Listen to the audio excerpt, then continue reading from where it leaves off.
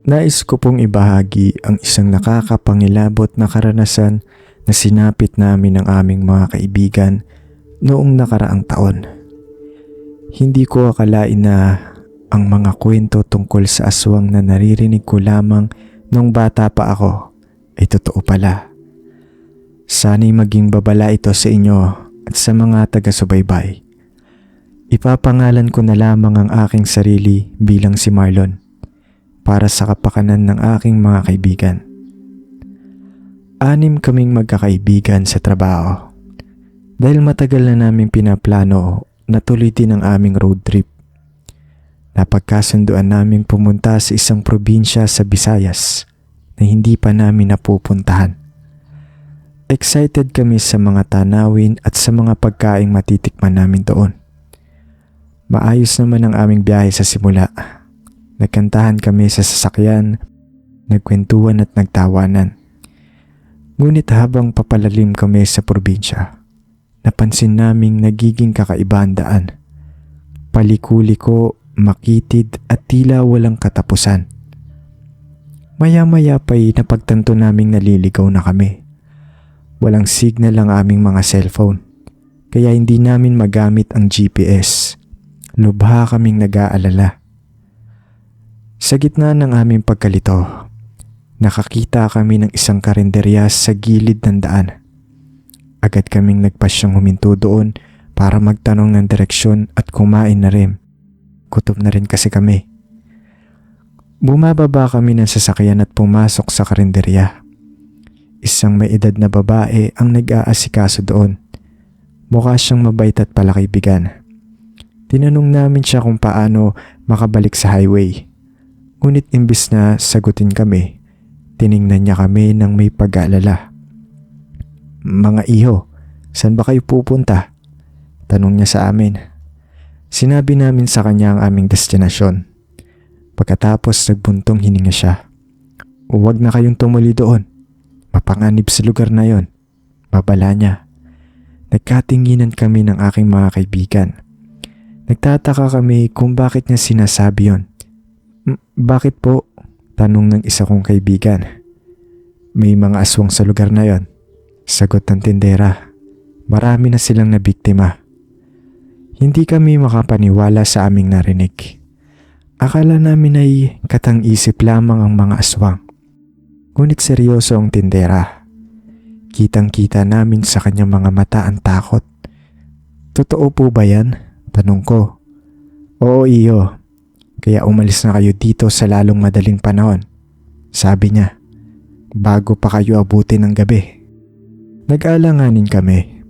Hindi namin alam kung maniniwala kami sa kanya o hindi. Ngunit napansin namin na tila nagmadali siyang paalisin kami. Para makatiyak, nagtanong-tanong pa kami sa ibang mga tao sa lugar na yon. Karamihan sa kanila ay umiiwas na sagutin kami. Ngunit may isa na nagkumpirma sa sinabi ng tindera. Ayon sa kanya, matagal na raw may mga aswang sa lugar na yon. Napatunayan namin na may katotohanan sa mga kwento tungkol sa aswang. Kinilabutan kami. Agad kaming nagpasyang umalis na. Ngunit bago pa kami makaalis, nagtanong kami sa tindera kung paano namin maproprotektahan ang aming mga sarili laban sa aswang. Ang kalamansi ay lason sa mga aswang. Hindi nila kayang tiisin ang amoy at lasa nito, sabi niya. Sinabi pa niya na sinubukan daw ng mga tao sa lugar na yon na patakan ng kalamansi ang mga pagkaing ibinebenta ng mga hinihinalang aswang at nagulat sila nang makita nilang nag-iiba ang anyo ng mga pagkain.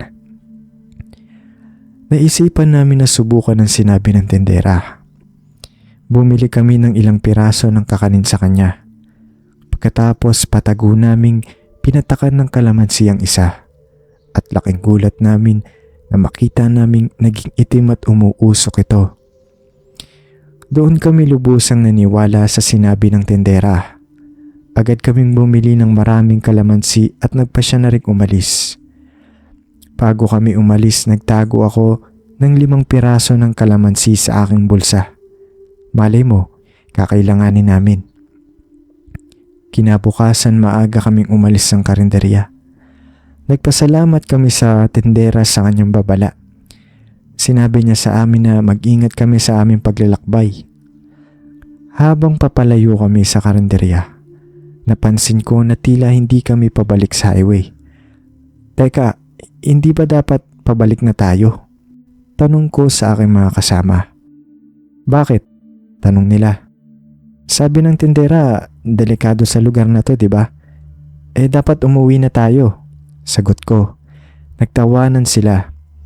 Grabe ka naman, Marlon. Naniniwala ka naman agad sa sinabi ng matanda. Sabi ng isa kong kaibigan. Oo nga.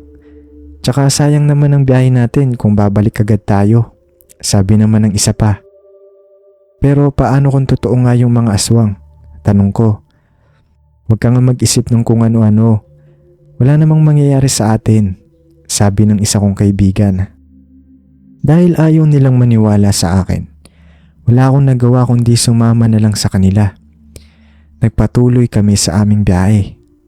Ilang oras pa ang lumipas, nakarating kami sa isang napakagandang lugar.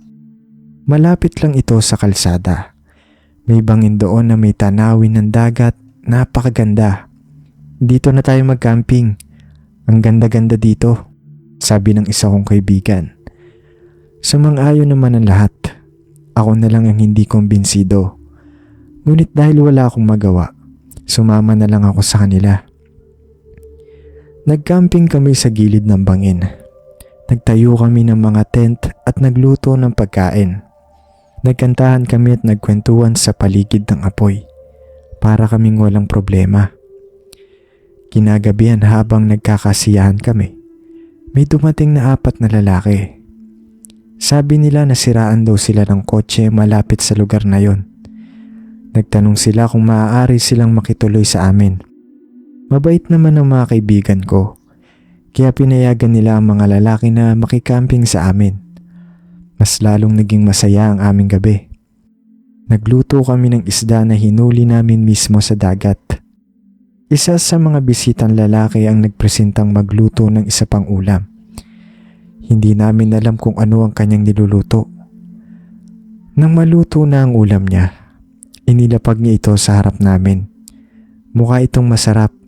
Nauna pang sumubo ang mga kaibigan ko.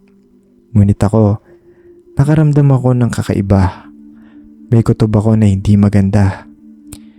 Naalala ko ang sinabi ng tindera tungkol sa kalamansi. Agad kong kinuha ang kalamansi sa aking bulsa at patago kong pinataka ng ulam na niluto ng bisita.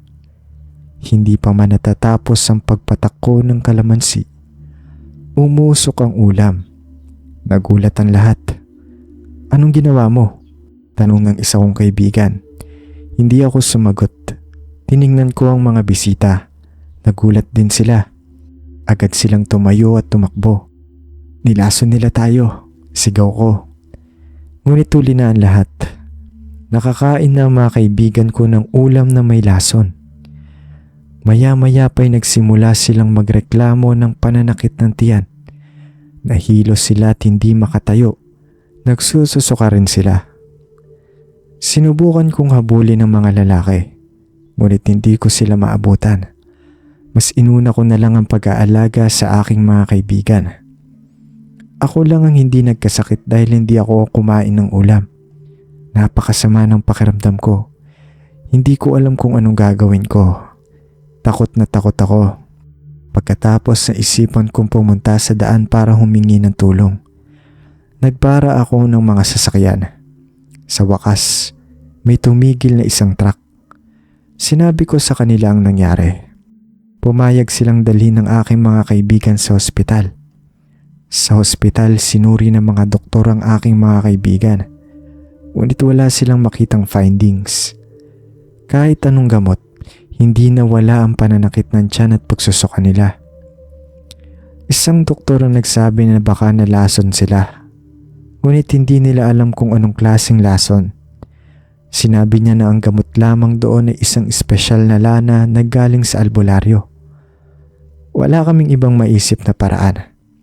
Agad kaming naghanap ng albularyo at buti na lang may isa kaming nakita. Sinuri ng albularyo ang aking mga kaibigan. Sinabi niya na kinulam daw sila ng mga aswang. Binigyan niya kami ng isang lana. Ito ay isang uri ng langis na may halong herbal at may orasyon. At pinahiran niya ang mga tiyan ng aking mga kaibigan. Pagkatapos ng ilang oras, unti-unti silang gumaling. Nawala ang pananakit ng tiyan nila at huminto na rin sila sa pagsusuka. Laking pasasalamat namin sa albularyo. Kung hindi dahil sa kanya, baka patay na ang mga kaibigan ko. Pagkatapos ng insidenteng yon, agad kaming umuwi sa Maynila. Hindi na namin tinuloy ang aming road trip. Masaya na kami na nakaligtas kami sa kamatayan. Mula noon, naniniwala na ako sa mga aswang. Hindi ko na rin kine-question ng mga kwento ng matatanda.